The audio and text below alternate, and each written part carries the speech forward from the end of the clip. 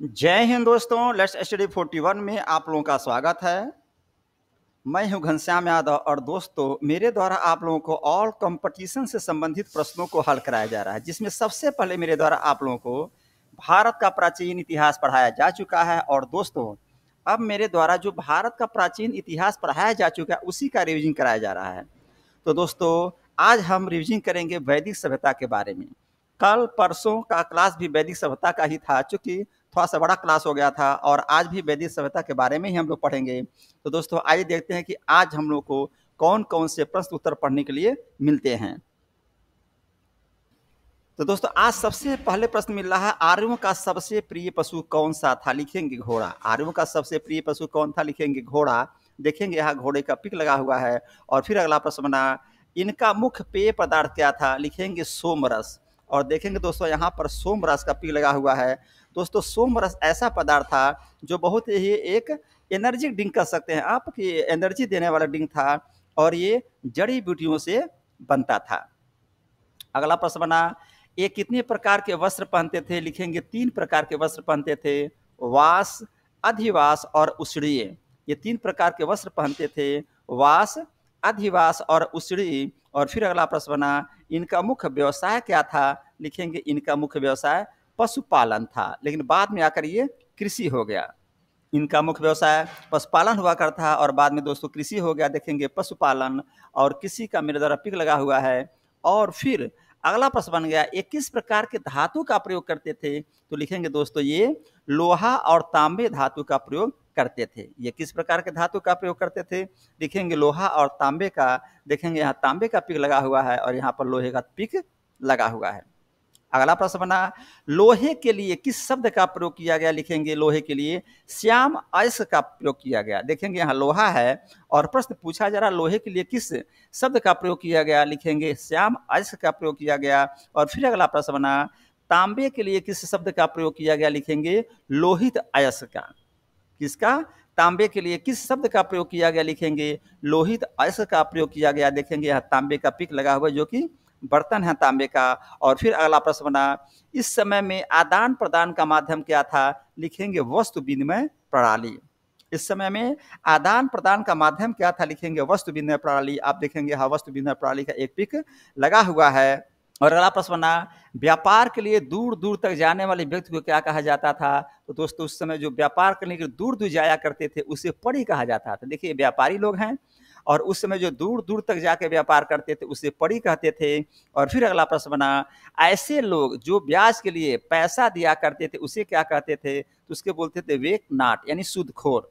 आज भी दोस्तों हमारे समाज में कुछ लोग ऐसे हैं जो ब्याज पर पैसा देते हैं तो उसको बोलते हैं वेक नाट या सूदखोर। तो प्रश्न आएगा, ऐसे लोग जो ब्याज के लिए पैसा दिया करते थे उसे क्या कहा जाता था? लिखेंगे वेक नाट या सूदखोर। देखेंगे दोस्तों यहाँ पर मेरे द्वारा एक पिक लगाया गया है।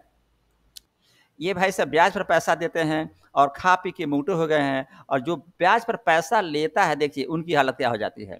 तो आप लोग ध्यान देंगे, उम्मीद करिए कम खर्चे में काम चला लीजिए, लेकिन ब्याज पर पैसा मत लीजिए। अपने कम पैसे में खर्चा चलाइए और सुखी रहिए। अगला प्रश्न बना, ऋग्वैदिक काल की सबसे पवित्र नदी कौन सी है? लिखेंगे सरस्वती। ऋग्वैदिक काल की सबसे पवित्र नदी कौन सी है? लिखेंगे सरस्वती। देखेंगे दोस्तों यहाँ सरस्वती नदी का पिक लगा हुआ है। और फिर अगला प्रश्न बन गया, ऋग्वैदिक काल में सबसे ज्यादा उल्लेख किस नदी का किया गया है? लिखेंगे सिंधु नदी का। ध्यान देंगे प्रश्न पे और शब्दों पे। ऋग्वैदिक काल में सबसे ज्यादा उल्लेख किस नदी का किया गया है? लिखेंगे सिंधु नदी का। देखेंगे यहाँ सिंधु नदी का पिक लगा हुआ है।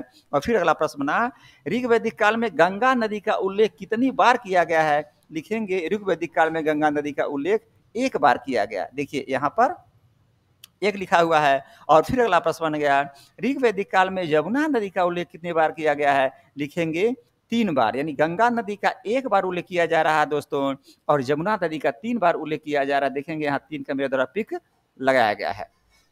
अगला प्रश्न बना, ऋग्वैदिक काल में प्रमुख देवता कौन थे? लिखेंगे इंद्र। इनको 250 ऋचाएं समर्पित थी, सबसे अधिक ऋचाएं।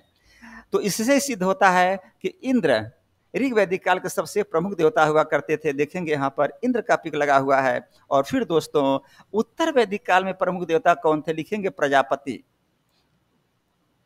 उत्तर वैदिक काल में कौन से सबसे प्रिय प्रमुख देवता थे? लिखेंगे प्रजापति। देखेंगे यहाँ पर प्रजापति का पिक लगा हुआ है। और यही ऋग वैदिक काल में प्रमुख देवता कौन थे? तो लिखे थे इंद्र। फिर अगला प्रश्न बना, ऋग वैदिक काल में लोग किस प्रकार का व्यापार करते थे? लिखेंगे पशुपालन का व्यापार करते थे। देखिए पशु हैं और इनका पालन किया जाता था। और फिर अगला प्रश्न बना, उत्तर वैदिक काल में व्यापार किसका होता था? लिखेंगे कृषि का। यानी ऋग वैदिक काल में आप देखेंगे पशुपालन का व्यापार किया जा रहा है, जो मुख्य व्यवसाय हो गया था। और यही आगे चल करके उत्तर वैदिक काल में कृषि हो गया था मुख्य व्यापार। यानी उत्तर वैदिक काल में व्यापार किसका होता था? लिखेंगे कृषि का होता था। देखेंगे यहाँ पर दोस्तों, धान की रुपाई करते हुए मजदूरों का मेरे द्वारा पिक लगाया गया है, यानी कि कृषि की जा रही है। अगला प्रश्न बना, ऋग वैदिक काल में स्त्री की क्या स्थिति थी? लिखेंगे बहुत ही अच्छी स्थिति। पहले ही मैंने आपको बता दिया था, इनको बहुत सम्मान मिलता था, इनको बहुत प्यार मिलता था, इनको पढ़ने के लिए अधिकार दिया गया था, इनको सभा एवं समिति पे बैठने के अधिकार दिया गया था। तो इस प्रकार से इनको बहुत ही सम्मान मिलता था। तो ऋग वैदिक काल में स्त्री की क्या स्थिति थी? लिखेंगे बहुत ही अच्छी थी। और फिर अगला प्रश्न आया कि उत्तर वैदिक काल में स्त्री की क्या स्थिति थी? तो लिखेंगे दयनीय। यानी कि ऋग वैदिक काल में जो स्त्री की स्थिति बहुत ही अच्छी थी, उसी तरह से आप आगे बढ़ेंगे उत्तर वैदिक काल में आ जाएंगे तो स्त्री की स्थिति बहुत ही दयनीय हो गई थी।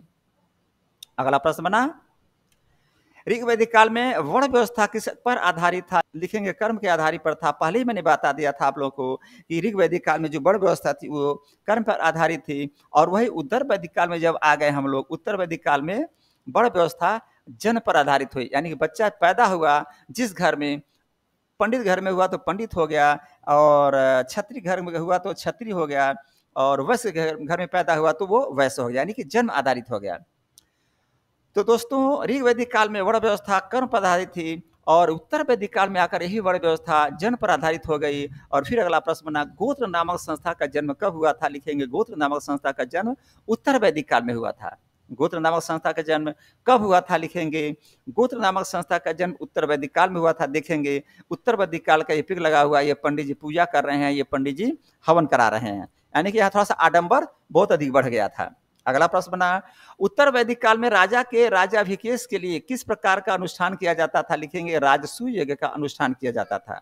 तो दोस्तों उत्तर वैदिक काल में जब राजा हुआ करते थे तो उनका जो राज्याभिषेक होता था तो वो किस प्रकार का अनुष्ठान किया जाता था? लिखेंगे राजसूय यज्ञ का अनुष्ठान किया जाता था। और फिर अगला प्रश्न बना, उत्तर वैदिक काल में पहली बार पक्की ईंटों का प्रयोग किस जगह किया गया था? लिखेंगे कौशाम्बी नगर में। जब उत्तर वैदिक काल आया तो सबसे पहले जो पक्की ईंटों का प्रयोग किया गया वो जगह कौन सा था? लिखेंगे कौशाम्बी नगर। देखेंगे ये कौशाम्बी नगर का पिक बना हुआ है। और फिर अगला प्रश्न आया, सत्यमेव जयते किस उपनिषद से लिया गया था? प्रश्न पर जरूर ध्यान देंगे, यहाँ पूछा जा रहा सत्यमेव जयते किस उपनिषद से, ध्यान दीजिएगा, उपनिषद से लिया गया है। लिखेंगे मंडूक उपनिषद से। यहाँ पर देखेंगे मंडूक उपनिषद का एक पिक लगा हुआ है। लेकिन अगला ही प्रश्न बन गया, सत्यमेव जयते किस वेद से लिया गया? तो लिखेंगे अथर्ववेद से। वेद की बात आ गई तो अथर्ववेद होगा, लेकिन उपनिषद की बात आ गई तो मंडूक उपनिषद होगा। यानी कि सत्यमेव जयते मंडूक उपनिषद से लिया गया, लेकिन प्रश्न आ गया सत्यमेव जयते किस वेद से लिया गया? लिखेंगे अथर्ववेद से। किस उपनिषद में यज्ञ की तुलना टूटी हुई नाव से की गई थी? लिखेंगे मंडूक उपनिषद में। यानी कि जो उपनिषद है उसकी तुलना टूटी हुई नाव से की गई थी। लिखेंगे मंडूक उपनिषद में। देखेंगे यहाँ पर दोस्तों मंडूक उपनिषद है, और इसी मंडूक उपनिषद में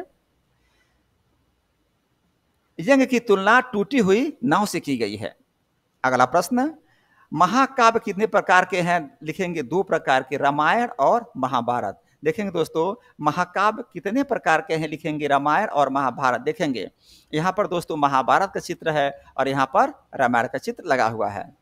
अगला प्रश्न, महाभारत का पुराना नाम क्या था? लिखेंगे जय संहिता। ध्यान दीजिएगा, महाभारत जो भी है उसका पुराना नाम क्या था? प्रश्न आएगा, लिखेंगे जय संहिता। और देखेंगे दोस्तों यहाँ महाभारत के मेरे द्वारा एक पिक लगाया गया है। और फिर अगला प्रश्न आया, विश्व का सबसे बड़ा महाकाव्य कौन सा था? लिखेंगे महाभारत। एक प्रश्न बनता है, विश्व का सबसे बड़ा महाकाव्य कौन था? लिखेंगे महाभारत। और दोस्तों इसी प्रकार आज का चैप्टर जो है रिवीजन का यहीं पर समाप्त होता है।